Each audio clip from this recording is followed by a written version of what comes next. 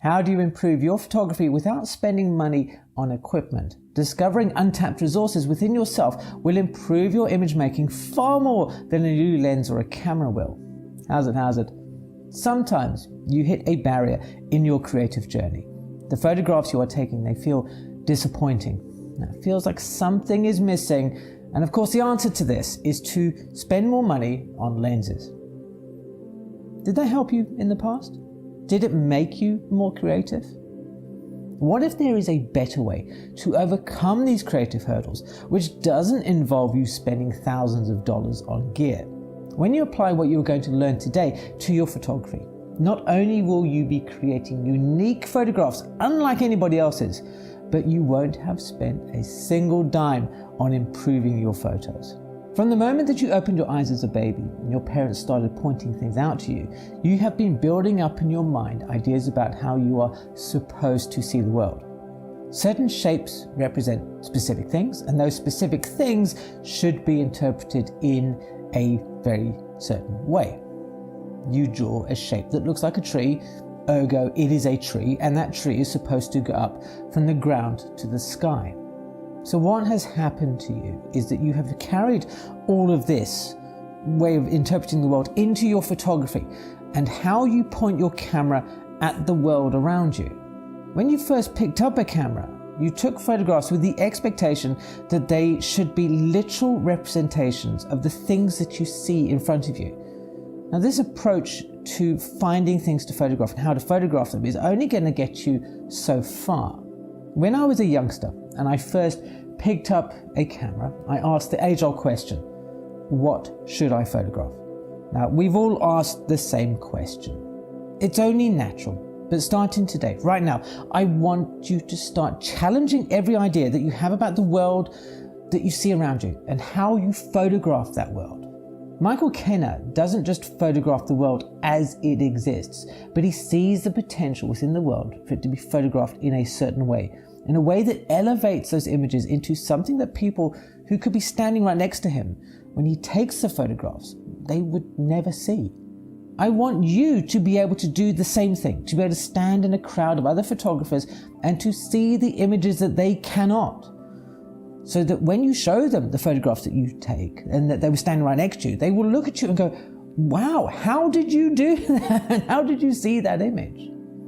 The first step to doing this is to think about the way that you look at the world. Think about the places that you grew up in. Did you live in the countryside? Did you grow up in the suburbs?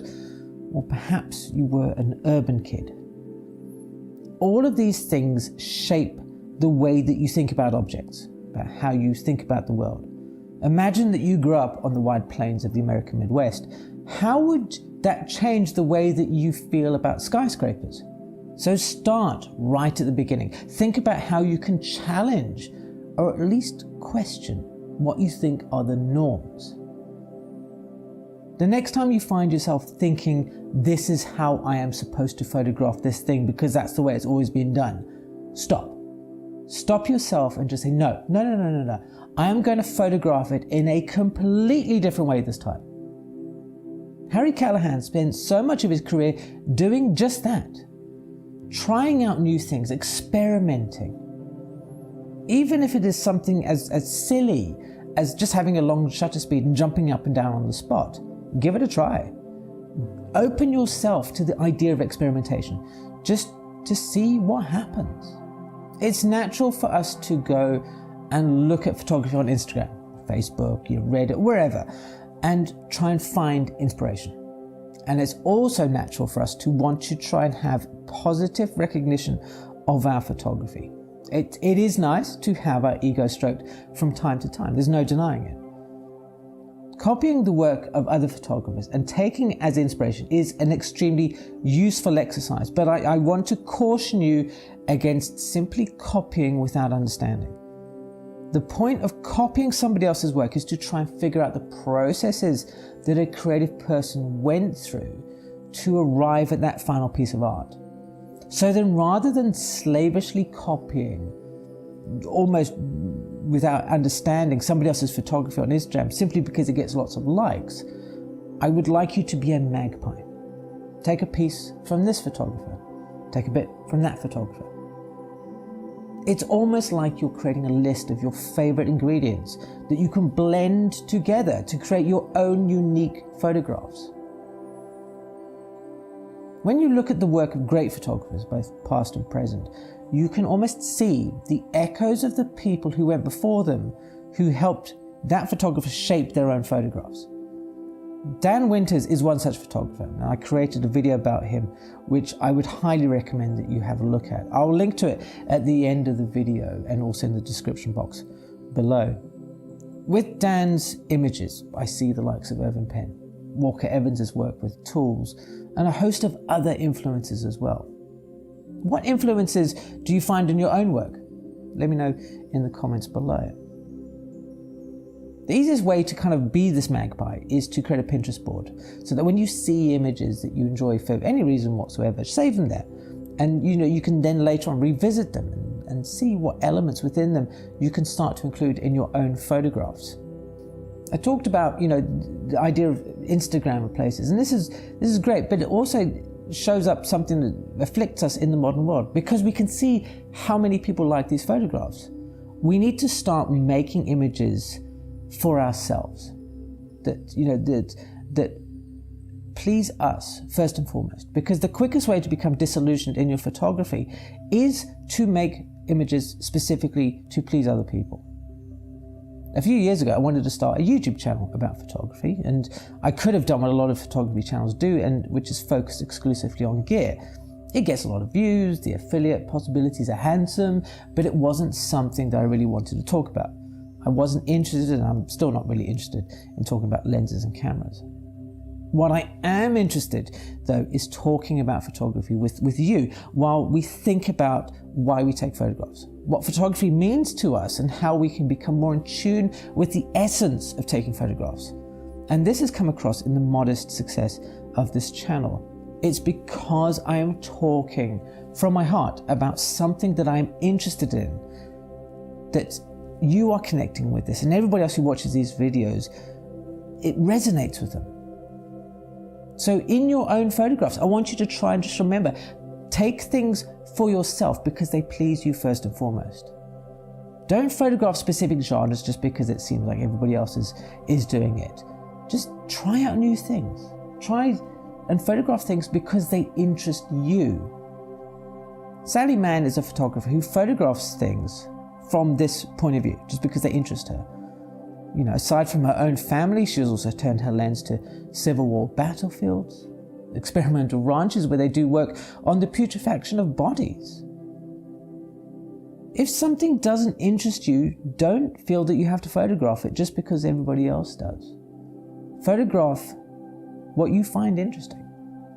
The joy of photography for me really is seeing things that other people can't.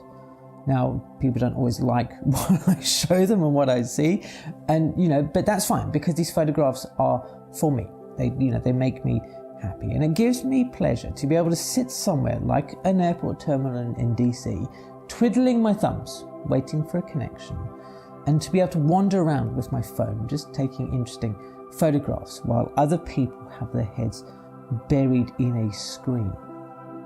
The reason I started this channel is to try and share some of that pleasure in photography with you, with the likes of you guys, and to help you see the world and the wonder that is there that so many other people miss.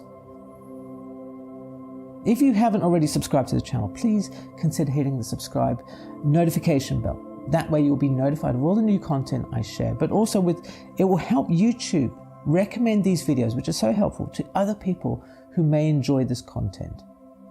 Gear and equipment will not make you a better photographer. A new lens may enable you to realize the photograph that you have in your mind, but it is unlikely to spark your creative thoughts simply by being attached to your camera. One of the great benefits that I had from being a poor photography student was that I didn't have loads of fancy lenses. This was the days before zooms were prevalent, so I had two primes, a 28mm and a 50mm. And because I only had these two focal lengths, I had to work within their constraints to be as creative as I could. So I would like you to try this for yourself. Put a prime lens on your camera, or if you only have a zoom lens, just pop it on, stick to one focal length. And go somewhere that you have been many times before, and where you look at things without giving them too much of a second glance, because it's all just normal and mundane, or whatever you want to call it.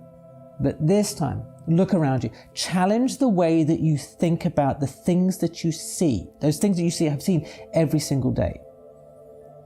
Take 5 objects that catch your eye, doesn't matter what they are, and try and photograph them in ways that challenge the word should. I want you to try and banish this word from your photography, that if you look at something and think this is how I should photograph it, then do the complete opposite. Photograph a landscape like a portrait like a landscape. Just be anti-rules, man. Just go for it. Being curious about the world is one of the best tools that you can have as a photographer, and it's not going to cost you anything. You don't have to spend money to find interest in the things that are all around you. And I guarantee that if you find a place local to you that you are familiar with, that has been photographed by somebody with a modicum of ability, that you are going to be surprised about what they are able to see, but you haven't yet. This is what you are going to unlock within yourself. This ability to see things with your own unique vision. Now, if you're finding it difficult, I get it, right? But remember, you don't have to beat yourself up. Don't be hard on yourself.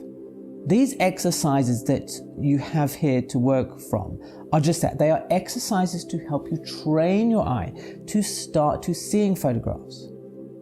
Not everybody has it. Towards the end of his life, David Goldblatt photographed in South Africa around the very areas that I grew up in, the very same streets that I drove every single day without giving a second thought to the things that were all around me. I distinctly remember sitting in a traffic jam one evening as the sun went down over the Magaliesberg Mountains in the distance, thinking about how I wish I was over there taking photographs rather than being stuck in this traffic. And then imagine how I felt when I saw a photograph that David Goldblatt had taken in almost the exact same place. But rather than thinking about, the thing that's over there, like the Luke Skywalker, my mind on anything but the present, he had taken a photograph of what was there in the present. Try and find photographers who have photographed things that you are familiar with and see what they are seeing that you aren't. Look beyond the obvious. Dan Winters is one of my favorite all-time photographers. His work is inspirational, it's rich, it's beautiful, and it is just simply wonderful to look at.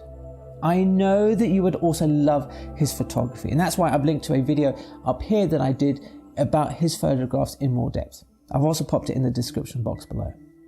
Thank you ever so much for being here today and to spending time with me.